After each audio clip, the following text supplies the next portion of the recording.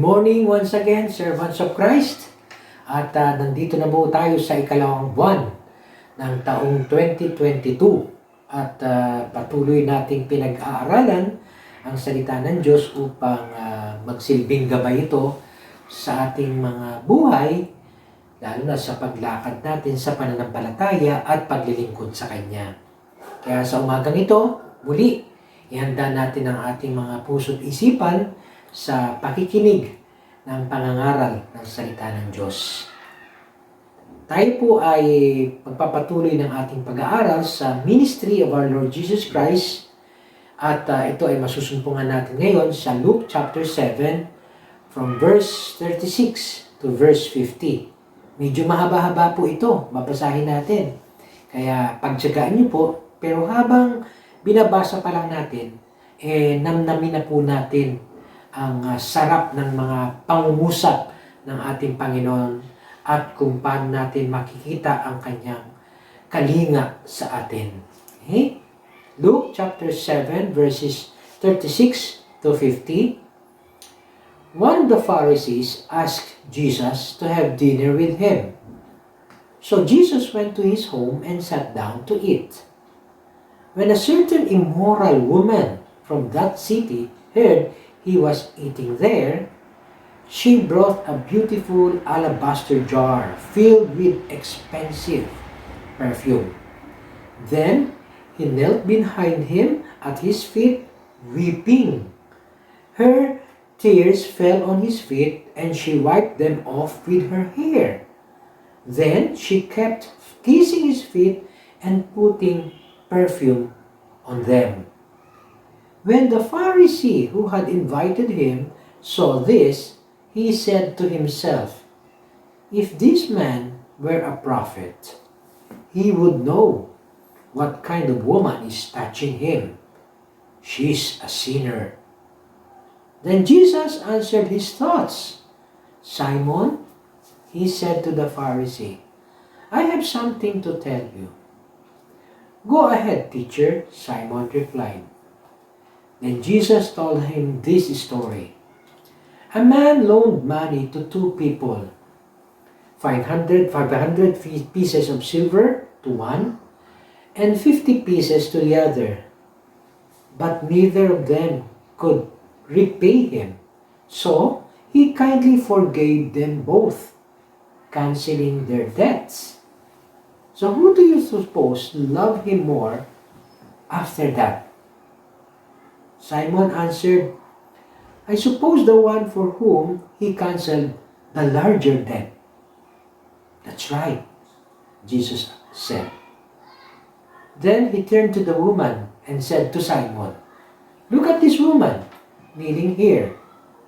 When I entered your home, you didn't offer me water to wash the dust from my feet, but she has washed them with her tears and wiped them with her hair. You didn't greet me with a kiss, but from the time I first came in, she has not stopped kissing my feet. You neglected the courtesy of olive oil to anoint my head, but she has anointed my feet with rare perfume. I tell you, her sins, and they are many, have been forgiven. For she has shown me much love. But a person who is forgiven little shows only little love." Then Jesus said to the woman, "Your sins are forgiven."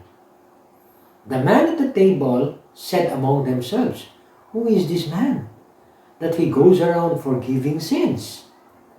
And Jesus said to the woman, "Your faith has saved you. Go in peace." Manalangin po tayo. Ama, salamat po muli sa panibagong araw, panibagong linggo, panibagong buwan na pinagkaloob mo po sa amin. Salamat po sa nakaraang buwan ng iyong pagsubaybay sa amin, pagkalinga, at pagmamahal. At ngayon po, Panginoon, sa pagpasok ng bagong buwan, nais po namin makarinig muli ng iyong mga salita na magsisilbing gabay po sa amin kung paano po kami dapat mamuhay bilang iyong mga anak at maunawaan po namin ang kalooban mo sa aming mga buhay. Maunawaan din po namin ang mga inuugali namin at ikinikilos. Kaya Panginoon, gabayan mo po kami sa aming pag-aaral at pang-aaral ng iyong salita sa kapangyarihan po ng iyong banal na Espiritu. Ikaw po matanghal at makita nga po namin ang layunin mo sa aming mga buhay. Salamat po o Diyos sa iyo po lahat ng papuri, luwalhati sa pangalan ni Jesus. Amen. Amen. Nung mga nakaraang mga buwan, nakikita po natin na nagtataasa ng mga presyo ng mga bilihin. Kaya pag nagmamahal ang mga to, kadalasan, tumatawad tayo sa palengke. Okay?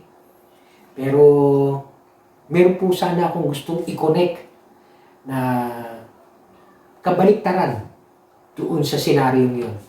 Yung senaryo ay nagmamahal ang tinda, kaya tumatawad tayo. Yung pong title ng ating pag-aaralan ngayong umaga ay #pinatawad, #nagmahal. Uso-uso po ngayon itong hashtag eh. Sa totoo lang, nakikiuso lang po ako. Hindi ko nga po alam kung anong ibig sabihin itong hashtag na to eh. Kaya medyo nagtatanong din ako sa mga anak ko kasi pang millennial yung hashtag na yan. No? At syempre, musulta din ako kay Dr. Google. Sabi po ni Dr. Google, yung hashtag daw kasi is written with that symbol. Okay? Na kung saan, ito po ay ginagamit na sa mga Twitters, no? Kahit sa mga Facebook o sa kung ano pa man, na ang function is to create awareness to sa mga tao and to follow the topic. Okay? Kung saan sila interesado. Kaya ito po ay hindi po pampalengke na hashtag. Okay? Kasi sa palengke, maaaring #nagmahal ang bilihin. #pinatawad ng tindera. Okay? Hindi po kundi ito po ay may relasyon sa topic natin ngayong umaga. Na ang nauna, #pinatawad, then #nagmahal. So, subaybayan po natin yung kwento na binasa natin kanina. At saka natin i-connect itong hashtag na to, no? Na title ng ating topic. Okay? Sabi po sa Luke chapter 7 verse 36, one of the Pharisees asked Jesus to have dinner with him. So Jesus went to his home and sat down to eat. Okay? At kanina, sa pagbabasa natin, pinangalanan po kung sino yung Pharisee na yon. Si Simon. Okay? At alam niyo po mga Pharisees, they consider themselves separatist kung tutuusin Nilalayo nila ang kanilang mga sarili sa mga makasalanan, sa mga mahihirap, kasi hindi blessed ang mga taong yan, sa mga tax collectors, okay? Na kinukonsider kasi nila mga makasalanan, sa mga Samaritans, no? Kasi kinukonsider nila na mga aso ang mga yan, kaya separatist po sila. Pero si Jesus ay kinikilala ng mga tao noong araw na isa sa mga guro or teacher. Kaya siguro marami nang narinig si Simon the Pharisee patungkol kay Jesus, yung kanyang mga teachings, yung kanyang mga healings. Kaya inimbitahan niya si Jesus sa kanyang tahanan para makisalo, magkaroon sila ng salo-salo sa isang hapunan. At ang huling narinig natin ay tinuturo ni Jesus noong nakaraang linggo, He denounced the cities, no? Yung mga unrepentant cities. Okay? He condemned them. And doon naman sa mga weary, He invited them. So yung mga pusong bato na unrepentant versus yung mga pusong pagod na binigyan niya ng imbitasyon na lumapit sa kanya. Pero kung titingnan po natin dito, ang nag-imbita ay si Simon the Pharisee sa ating Panginoong Hesus. Siguro, wag muna tayong humusga kung ano ang intention niya sa pag-imbita. Baka gusto niyang makarinig pa sa ating Panginoong Hesus. Sabihin na lang natin na tapat siya siguro at wala siyang ulterior motive. Okay? At ang ating Panginoong Hesus naman, tinanggap yung paanyaya ni Simon. Okay? Hindi niya pinutol, hindi pinutol ng ating Panginoong Hesus yung pakikipag-ugnayan niya sa mga religious leaders na to, bagamat ng mga nakaraan, mga pangangaral natin, makikita natin na may mga pagtanggi sa kanila dito sa ating Panginoong Hesus. Pero, ganun pa man, makikita natin na itong si Simon the Pharisee, inimbitahan siya. Okay? Na pinaunlakan naman ng ating Panginoong Hesus. Now, during their times, sabi nung isa kong nabasa na source, kultura po sa kanila na pagka meron kang inimbitahan sa tahanan mo, siyempre babatiin mo sa pamagitan ng paghalik, tapos bibigyan mo ng panghugas ang kanyang mga paa. Kasi nga po, yung mga paa noong araw, exposed sa dust, sa dumi. Wala naman, hindi pa masyadong sementado noon, okay? Tapos naka-sandals lang sila. Kaya talagang madudumi mga paa nila. So bukod sa halikan mo siya, ay bibigyan mo siya ng panghugas ng kanyang paa. At dahil guest of honor siya, honored guest siya, usually inaanoint nila ng oil, okay, ang kanyang hair. Okay? So, naging kultura po nila yan. Pero, dito po sa nabasa natin, parang hindi binanggit na mayroong ganong klaseng accommodation itong si Simon, no? Tapos, bagamat nag-gather sila, malamang, hindi lang si Jesus ang inimbitahan niya, inimbitahan din niya ang marami pa niyang mga kaibigan, lalo na noong araw, pagka narinig na ang isang mangangaral, ang isang teacher ay nasa isang tahanan, ay nako, marami po ang nagpupuntahan doon. Una, kasi gusto nila makarinig ng turo mula sa teacher na to. Okay? Pero yung pagtanggap kay Jesus, katulad ng kultura na nabanggit ko kanina, hindi po nabanggit na ginawa ni Simon. Perhaps, baka natatakot siya doon sa ibang mga Pharisees na nandun, kasi hindi po lahat ng mga Pharisees tanggap si Jesus. At sa totoo lang, meron nga silang ibang iniisip patungkol sa kanya. Now, makikita po natin na sa kabila nito, pinaunlakan pa rin sila ni Jesus, pumunta pa rin si Jesus sa tahanan ni Simon, at kumain na siya doon. Nakikain, no? He sat down to eat.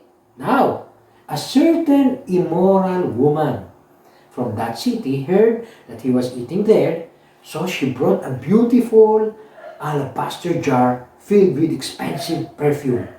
Okay? So habang kumakain, may dumating na isang babae na immoral, sinful, makasalanan para sa kanila. Sabi ko nga sa inyo kanina, usong-uso ng mga panahon nila na pag may naiimbitahan tayo na panauhin sa isang tahanan, umaaligid talaga yung mga taong yan kasi gusto nilang makapakinig sa mga usap-usapan. At dahil marahil bukas itong pintuan ng tahanan ni Simon, dire-diretso siguro itong babaeng ito. Okay? At kung saan nakaupo ang ating Panginoon, ayun, doon siya nagsimula, no? Na may dalang jar with expensive perfume na. Doon po siya nagsimula na umiyak, okay, sa paanan ng ating Panginoong Hesus, at yung kanyang pagtulo ng kanyang luha sa paanan ng ating Panginoong Hesus ay pinupunasan niya sa pamagitan ng kanyang buhok, at pagkatpunas niya ay hahalikan niya ang paa ng ating Panginoong Hesus, at pagkatapos lalagyan pa niya ng pabango. Okay? So ito po yung mga ginawa ng babaeng ito na kung tutusin nung araw, hindi po pwedeng pumasok ang mga kababaihan. Hindi po pumapasok sa tahanan na ganito kasi puro lalaki lang ang nandun sa loob. Ang mga babae dapat nandyan lang sa labas. Kung meron silang gustong pakinggan, dyan lang sila sa labas. Pero, kasi baka may biglang makisalo sa kwentuhan, di ba? Kaya alam niyo naman, ang mga babae, kung minsan, kontra sa mga opinyon ng mga lalaki, kaya medyo nasa labas lang sila. Okay? Sama-sama lang, mga puro kalalakihan. Okay? So, ngayon, nagulat na lang sila na may pumasok na babae. Nagkataon, immoral pa. Pero wala naman siyang sinabi. Hindi naman nagsalita yung babae nito, di ba? Kundi, nagpakita lang nung pag-iyak, tapos pagpunas ng mga luha niya sa paanan ng ating Panginoong Hesus, sa pamamagitan ng kanyang buhok, at pagkatapos ay paghalik sa paa nito at pagbuhos ng napakamahaling pabango. Okay? So, makikita po natin yung brokenness ng babaeng ito. Umiiyak siya. Wounded, no? May dinaramdam, may sugat, okay? At malamang, alam natin lahat yun, dahil sinabi ng context, makasalanan, immoral. So, nandun po yung kanyang pagpapakita na alam kong makasalanan ako, kaya nalulungkot ako ng lubos. Okay? So, medyo may konting supposedly ay humiliation on the part of the woman, pero hindi po niya pinansin yun. Dahil gusto niya pumunta sa paanan ng ating Panginoon Jesus at ipakita na yung kanya pong tila bagat pagsisisi, hindi pa po natin nakikita ng lubusan, pero yung kanyang pag-iyak dahil sa kanyang immorality. Okay? So, makikita natin na itong babaeng ito ay medyo merong nakakasyak na isipin o sabihin natin gawin sa harapan ng maraming tao. Yet, nung ginawa ng babaeng ito sa paanan ng ating Panginoong Hesus, hindi niya ito sinaway. Hindi niya ito sinaway. Pinahintulutan ni Jesus ang makasalanang babaeng ito na hipuin siya. Okay? Yung paghipo noon, sa panahon nila, no? Ang paghipo noon ay dahilan para ang isang tao ay mahawa o marumihan, ma-defile. Ceremonial defilement, no? Dahil sa makasalanan ng babaeng yan, hinipo ang mga paa mo, ay mapupunta sa iyo ang kasalanan yan. Magiging makasalanan ka din. Kaya nga yung mga Pharisees, separatist sila, ayaw nilang mahawa sa kasalanan ng mga tao ito, kaya hinihiwalay nila ang kanilang mga sarili sa mga makasalanang tao. Now, when the Pharisee who had invited Jesus saw this, he said to himself, if this man were a prophet, he would know what kind of woman is touching him.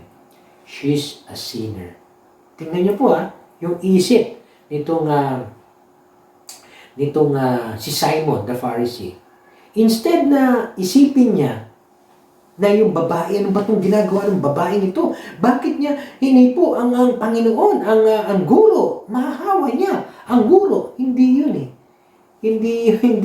Hindi siya nagpakita ng concern kay Jesus, kundi more, pinagdudahan niya si Jesus.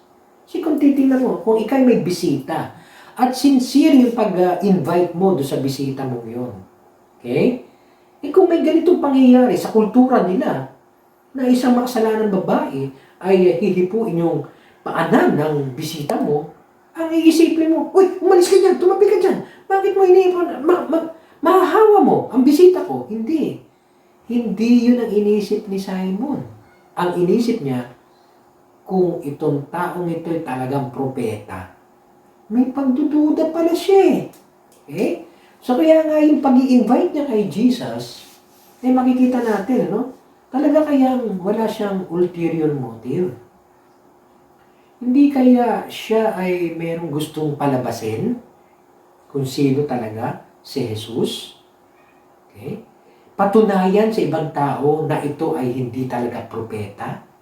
So, nagkaroon ng ganung mga doubts si Simon dahil sa sinasabi niya kung talagang propeta to, malalaman niya kung anong uring babae ang humihipo sa kanya. What kind of woman is touching him? Siya ay isang makasalanan.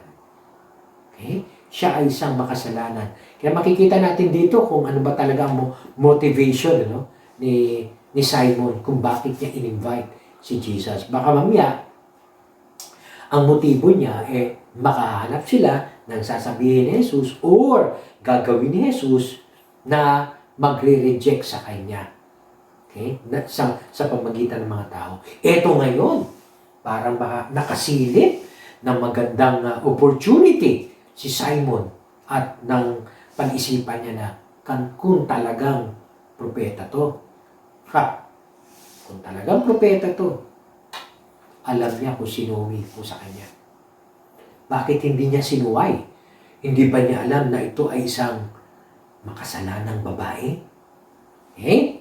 So, ngayon, sundan natin yung kwento.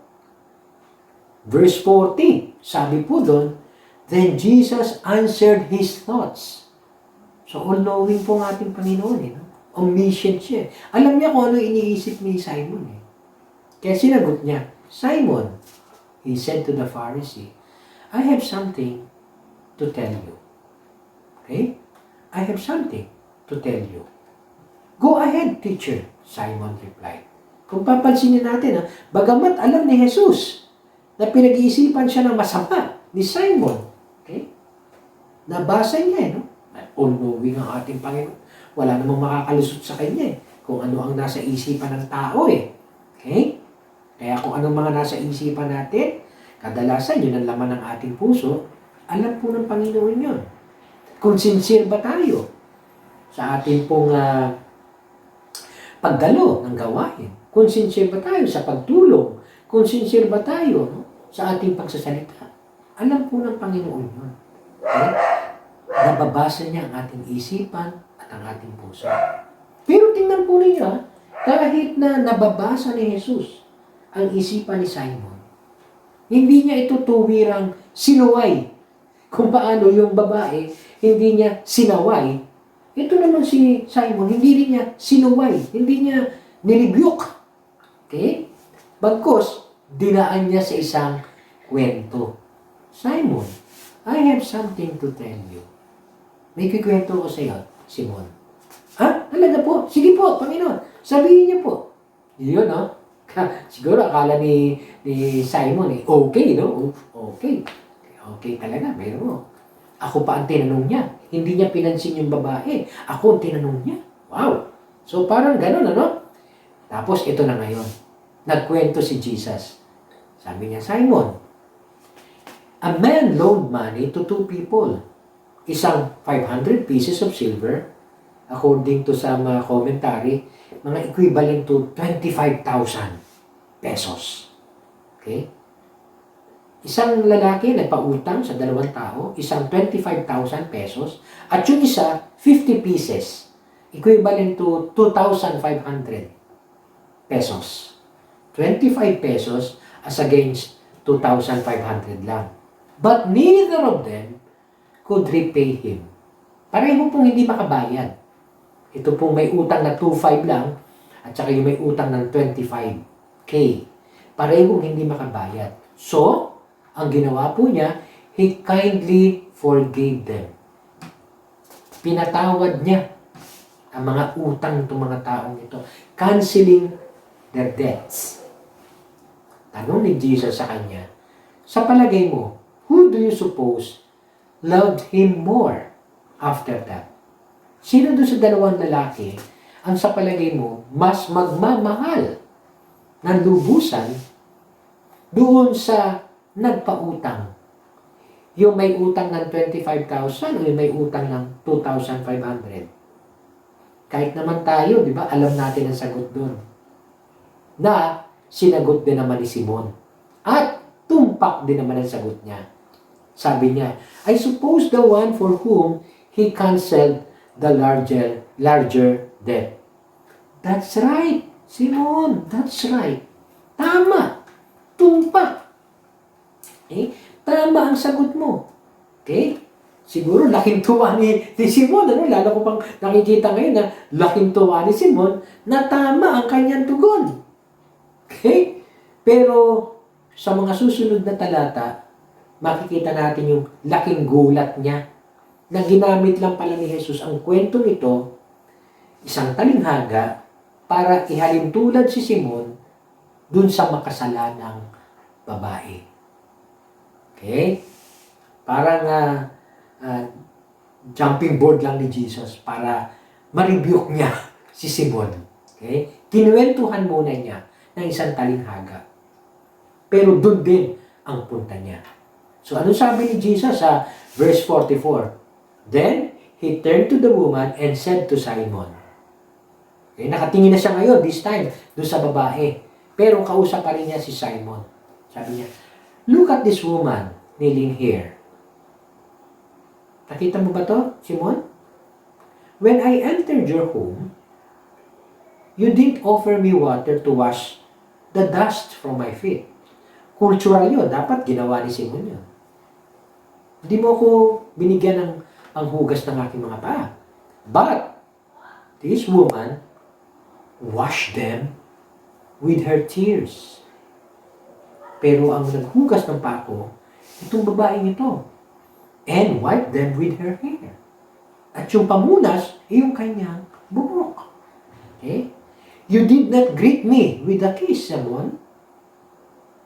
Di mo ako binati sa pamamagitan ng isang halik. But from the time I first came in, this woman has not stopped kissing my feet. Eh? Alam mo, no? Parang rebuke to eh. Kumbaga sa sampal ito eh. Bisita mo ako, Simon eh. In-invite mo ako eh. Dapat hinugas, binigyan mo muna ako ng panghugas ng aking paa. Hindi mo ako binigyan. Hindi mo ako hinalikan. Na dapat yun ang isang ini-expect ng isang host. Si isang host, no, na nag-invite. Pero itong babaeng ito, walang tigil na hinahalikan ng aking mga paa. You neglected the courtesy of olive oil to anoint my head. Di mo man lang pinunasan ng langis ang aking mga ulo. Okay? Pero this woman has anointed my feet with rare perfume. Okay? Isang mamahaling pabango. Okay? Ang anointing na ginawa ng babaeng ito. So, kung titingnan natin, parang sinasabi niya kay Simon, alam mo Simon, pareho kayong may utang. Hindi lang ang babaeng ito ang may utang. Okay? Implied yun. Pareho kayong may utang. Pareho kayong may pagkakautang. Pareho kayong, kung tutusin theologically speaking, may kasalanan. Maaring ang kasalanan ng babae ay sins of the flesh. Okay? Pero si Simon, ang kanyang kasalanan ay pride. Kasalanan sa espiritu. Sin of the spirit. Okay? Pride. Kasi ang kasalanan ng babae, siyempre alam, hayag, sa karamihan, alam nila na siya isang immoral. Pero yung kasalanan ni Simon, hindi alam ng mga tao eh. Pero, hindi rin lingid sa ating Panginoon. Hindi rin na itatago sa mata ng ating Panginoon. Minsan sa ating pong buhay. Merong mga tao na parang, masyado nating hinusgahan sa kanilang mga kasalanan na hayag. Nakikita, naririnig. Pero, hindi natin napapansin tayo may kasalanan sa ating mga puso na hindi nakikita ng iba. Kasi nag-iisip tayo ng masama laban sa iba. Katulad ni Simon, pinag-iisipan niya ng masama si Jesus. Okay? So, hindi man hayag sa tao Maaaring hindi niya sinabi yon, nasa isip lang niya, katulad nung nabasa natin, pero alam ng Diyos. Minsan po, meron tayo mga ganitong klaseng mga tao, no? Hindi sila magsasalita against you, hindi sila gagawa, wala kang makikitang kasalanan na ginagawa nila, pero yung puso nila, yung isipan nila, punong-puno ng kasalanan. Punong-puno ng judgment doon sa tao, punong-puno ng pride, punong-puno ng na hindi nakikita ng iba, pero hayag pagdating sa ating Diyos. Kaya pareho pong may kasalanan. Pareho may pagkakautang. Pero, what's the difference between yung utang ni Simon at yung utang ng babae? Katulad ng nabanggit natin kanina, sin of the flesh, sin of the spirit. Exposed sa tao, ito hindi exposed sa tao. Pero exposed din sa Diyos. Okay? So makikita natin, the difference is also the awareness. Aware yung babae na siya ay may kasalanan. Kaya nga, nagpunta siya sa paanan ng ating Panginoong Hesus. Definitely, narinig niya ang ating Panginoong Hesus katulad ni Simon, kasi kalat na ang pangangaral ng ating Panginoong Hesus. So naririnig niya ang pangangaral patungkol sa kaharian ng Diyos, sa paghahari ng Diyos. Okay? So lahat ng mga bagay na to ay nakapag-convict sa kanya kung bakit na, kaya nakuha niya na nang malaman niya na nandun si Jesus, ay ipadama, okay, yung kanyang repentance, yung kanyang pagsisisi, yung kanyang pag-iyak. Okay? Itong si Simon, wala. Hindi siya aware na meron din siyang kasalanan.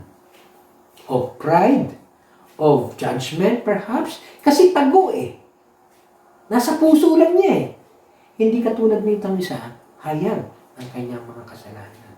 So ano po ang makikita natin difference ng dalawa? Awareness of sin. Okay? Now, pagkatapos po nito, nung sabihin ni Jesus, yung difference nila, Simon inimbitahan mo ako supposedly, dapat bigyan mo ako ng tubig panghugas ng aking paa. Hindi mo ako binigyan. Pero itong babaeng ito, hinugasan niya ang aking paa sa pamagitan ng pag-iyak niya, sa pamagitan ng kanyang luha. Hindi mo ako hinalikan, Simon. Pero itong babae ito, walang tigil sa paghalik sa aking paa. Hindi mo man lang pinunasan, nilagyan ng langis ang aking mga ulo. Pero itong babaeng ito, hinugasan pa, nilagyan pa ng pabango ang aking paa. Okay? Kaya alam mo, Simon, okay, makikita mo, ito ang dahilan. I tell you, sabi niya. I tell you, Simon, her sins, and there are many, ang kanyang mga kasalanan, at marami siyang kasalanan, have been forgiven. Ang kanyang mga kasalanan ay napatawad na. So, she has shown me much love. Kaya naman, nagpakita siya ng ganitong pagmamahal dahil napatawad na ang kanyang mga kasalanan. Kumbaga ito po ang rendition sa New Living Translation, sa New Testament Pinoy version. Okay? Pero gusto ko pong tapusin muna, I tell you, her sins have been forgiven, so she has shown me much love. But a person who is forgiven little, show only little love. Verse 47 sa New Testament Pinoy version. Kaya sinasabi ko sa iyo, ganyan kalaki ang pagmamahal na ipinakita niya kasi pinatawad na ang kasalanan niya kahit gaano yon kalaki. Kahit gaano yun karami. Kahit sinasabi ninyo, napakaraming kasalanan ng taong ito. Pinatawad na ang kanyang mga kasalanan. Kaya, tingnan mo naman, ang laki na ipinapakita niyang pagmamahal sa akin. So she has shown me much love, sabi ni Jesus. Pero, sabi ni Jesus, yung pinatawad sa kakaunti, konti lang din ang pagmamahal. So, alam niyo po, no? Nasa atin yun.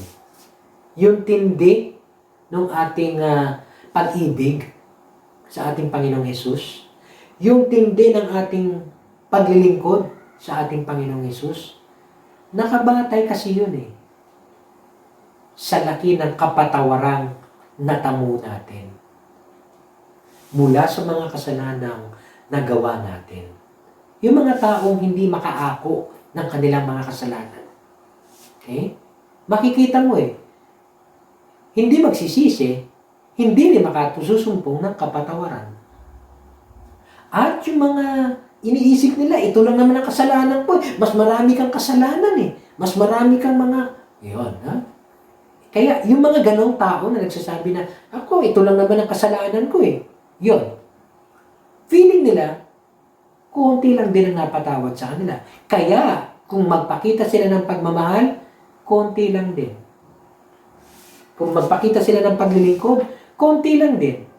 Ang batayan, gaano kalaki ang kasalanan na napatawad sa atin. Gaano kalaki ang kasalanan na napatawad sa atin. Kung alam natin, aware tayo na marami tayong kasalanan at inihingi natin ang kapatawaran ito, at alam natin na pinatawad tayo ng Diyos, ay, sabi ko sa inyo, ganun na lamang ang ipapakita din nating pagmamahal at paglilingkod sa Kanya. Kaya nga sabi diyan, yung pinatawad ng kakaunti, konti lang din ang pagmamahal. Hindi dahil sa pinatawad, dahil konti lang naman kasi kasalanan ko kaya konti lang ang pinatawad sa akin. Hindi! Kala mo lang yun. Okay? Kasi, according to the Bible, all men have sinned. Lahat tayo nagkasala.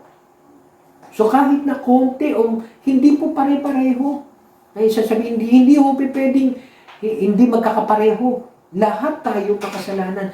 Yung nagnakaw ng 20 pesos, okay? At yung nagnakaw ng 20,000 sa bangko, parehong makasalanan po yun. Kahit sabi mo, 20 pesos lang naman ang nanakaw ko siya 20,000, siya ang mas makasalanan. Hindi po. Nagnakaw ka pa rin So makasalanan ka pa rin. Kahit na 20 pesos lang yung ninakaw mo. Sin of the heart. Ginudge mo yung tao na 20,000 ang kanyang ninakaw. Kung obvious dahil bangko, ito, walang nakakita sa'yo. Meron ka rin makasalanan. At kung hindi mo hihingin ng kapatawaran yung kasalanan na yun, at aminin na malaki din yun sa mata ng ating Diyos. Bakit? Kinupit mo akala mo walang nakakakita sa iyo, no? Pero nakikita tayo ng ating Diyos. Okay? Kaya nga po sa mata ng ating Diyos, all men have sinned. Pare-pareho po tayo na makasalanan. Huwag po natin sasabihin na konti lang naman ang kasalanan ko kaya konti lang ang pinatawad sa akin ng Diyos. Mali pa rin po yun. Yung pong malaman natin na tayo makasalanan at deserving tayo sa hell kahit na konti lang yung nagawa natin, pero dahil ito ay nasa puso, okay? Deserving pa rin po tayo sa hell. Yun lang, iligtas tayo ng Diyos doon sa hell na yun. Malaking pasasalamat na yun Dapat ipaglilingkod mo na ng gusto Ipapakita mo na yung lubusan mong pagmamahal sa ating Panginoon.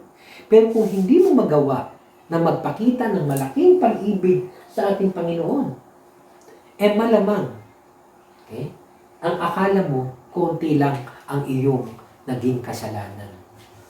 Okay? So, again, nakakalungkot pong isipin. Pero marami po siguro sa atin ang nakakaisip ng ganito. Konti lang naman kasi kasalanan ko. Pare-pareho po tayong makasalanan. Katulad ng kwento ni Jesus, parehong may utang. Now, pareho lang po tayong pinatawad. Yung awareness natin ngayon, kung gaano kalaki ang kasalanan natin, okay, that would determine dun sa response natin sa forgiveness ng ating Diyos.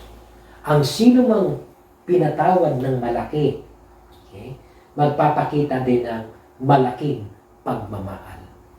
Ang sino mang pinatawad ng kakaunti lang, magpapakita lang din ng konting pagmamahal. So actually, no, it all boils down sa ating mga puso. Okay? Kung titingnan natin, no, yung babae hindi naman nag-sorry. Okay? Hindi nagsalita. Siguro dahil nga sa kalupunan ng mga lalaki, bawal magsalita ang mga kababaihan. Pero, she expressed her love. Okay? She expressed her love. Ipinahayag niya ang kanyang pag-ibig sa pamagitan ng paglilingkod sa ating Panginoong Hesus. Yung hindi nagawa ni Simon, ginawa ng babaeng ito. Katibayan ito na siya'y nagsisisi at sumasampalataya sa ating Panginoon. Kaya, Jesus said to the woman, this time, ang kinausap na niya, yung babae. Parang sinasabi niya, anak, don't worry, your sins are already been forgiven. Kaya nga may response na naman yung mga tao. Ito na naman. Instead na, wow, yung babae, pinatawad na sa lahat ng kanyang mga kasalanan. Hindi. Ang center nila si Jesus na naman. Okay? Who is this man? That he goes around forgiving sins. Okay?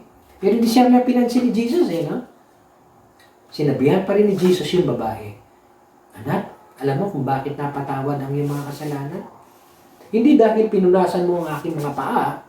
Hindi dahil nagpakita ka ng pagmamahal, ha? Hindi. Actually, napatawad muna siya bago siya nagpakita ng pagmamahal. At ito po ang hugot kung bakit nasabi ni Jesus yun, na your sins are forgiven. Your faith has saved you. Go in peace. So yung pong pinakahugot is not the expression of love. Yung pinakahugot po kung bakit napatawad ang kanyang mga kasalanan because of her faith in Jesus Christ. Okay? Nakita ni Jesus yung pananampalataya ng babaeng ito. Kung sino siya, kung sino si Jesus. Okay? Kaya naman nagsisisi yung babaeng ito at dahil dito napatawad ang kanyang mga kasalanan at dahil dito lubusan namang nagpakita ng pagmamahal ang babaeng ito sa ating Panginoong Hesus. So, yun po ang pinakahugot no? Ang pinakahugot, yung pananampalataya, yung pananalig sa ating Panginoong Hesus. So, yung forgiveness, forgiveness of much produces much love. And those who are forgiven most, love the most. Parang ulitin natin sinabi niya kanina. Kaya sinasabi ko sa inyo, ganyan kalaki ang pagmamahal na ipinakita niya kasi pinatawad na ang kasalanan niya kahit gaano man ito karami at kalaki. Pero yung pinatawad sa kakaunti, kaunti lang din ang pagmamahal. Hindi po yung ginawa ng babae ang naging dahilan para siya'y patawarin. Ang dahilan po kung bakit siya pinatawad dahil sa may pananampalataya siya. Your faith has saved you. May pananampalataya siya kay Jesus na paglalapit siya, hindi siya i-reject ni Jesus. And, indeed, hindi nga siya ni-reject ni Jesus. Tinanggap pa nga ni Jesus kung anong ginagawa niya.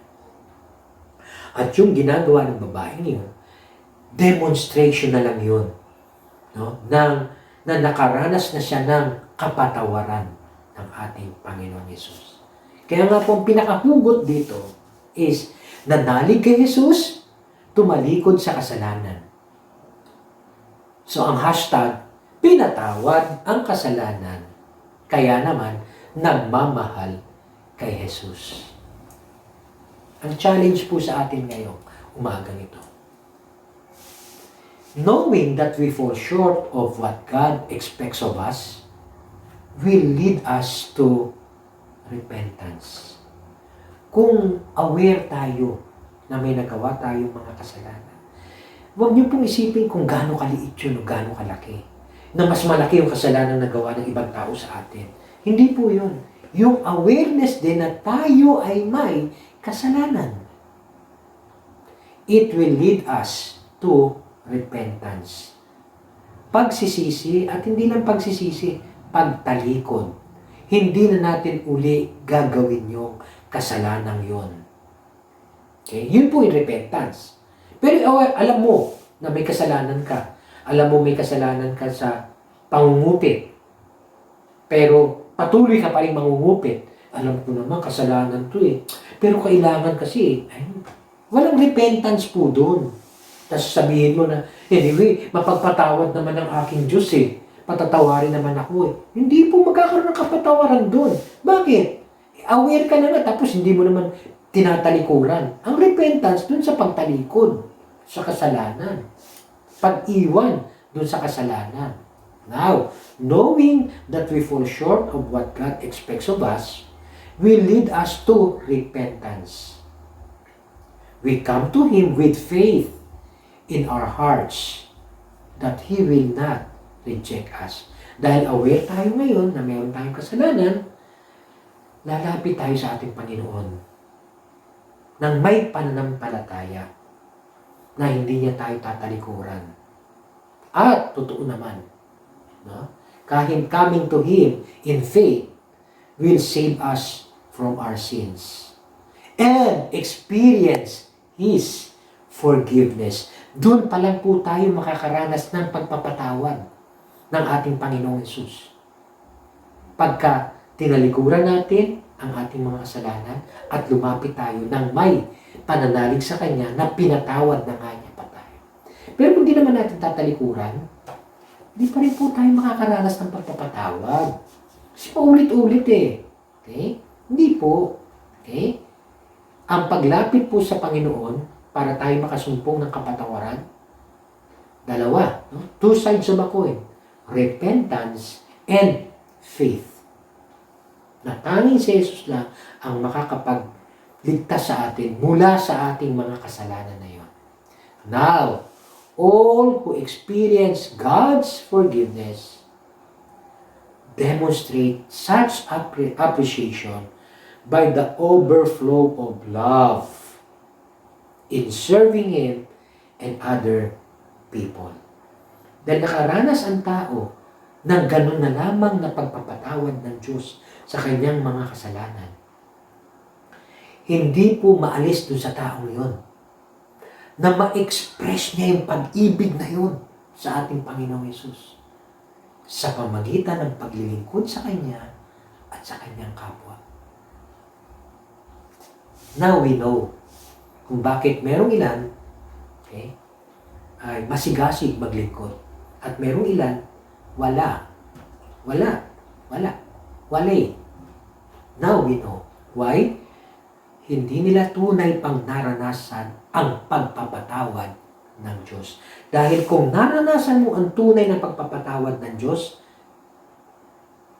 paglilingkuran mo yun siya ng lubusan. Bakit? Pero mo niligtas ka niya mula sa dagat-dagatang apoy. Kaya nasa sa atin po yun. All who experience God's forgiveness will demonstrate such appreciation katulad ng pinakita ng babae. Hindi katulad ni Simon. Okay? By the overflow of love in serving Him and other people. Uulitin ko po yung sinabi ng ating Panginoon. He who was forgiven much, love much. Manalangin po tayo.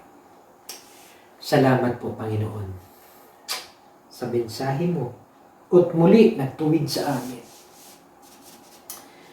Patawarin mo po kami, Panginoon. Patawarin mo po kami Kung naiisip namin ang ibang tao may kasalanan at kami wala, patawarin mo po kami.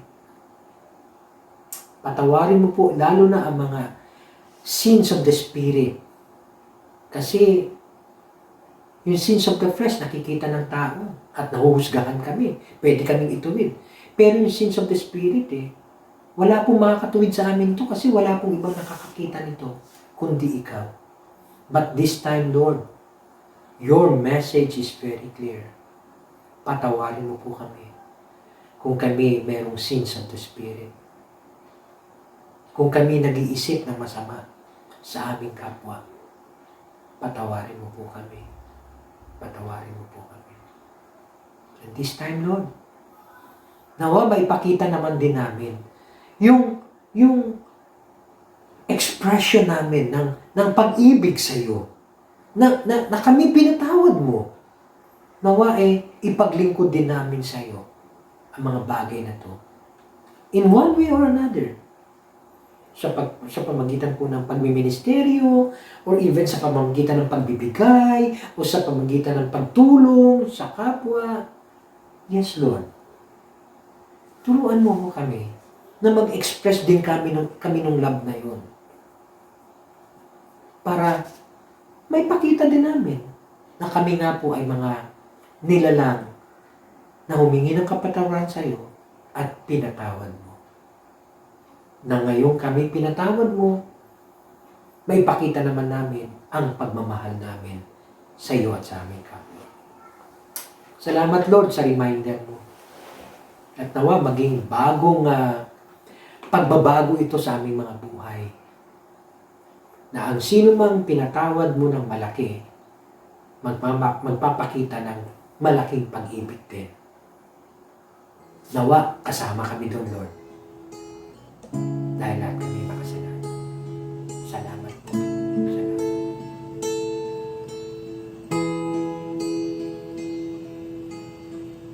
Habang hindi karapat-dapat, pagkukulan ng habang at wagas mong pagsinta. Habang walang kakayanan, masuklian ka ng mabuti sa lahat mong ginawa. Niyakap mo ako sa aking kalihan.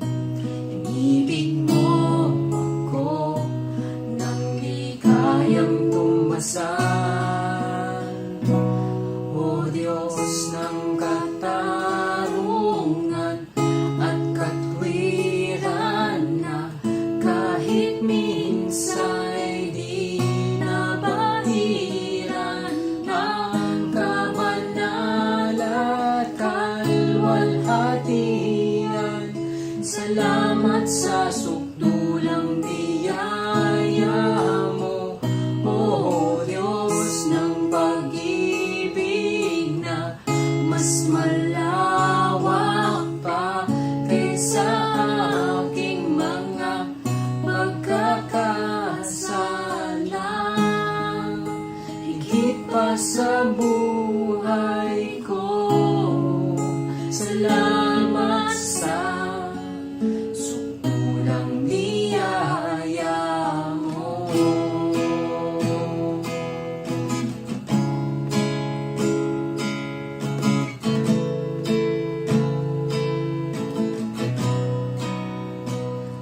Yakap mo ako sa aking kalihan. Ibig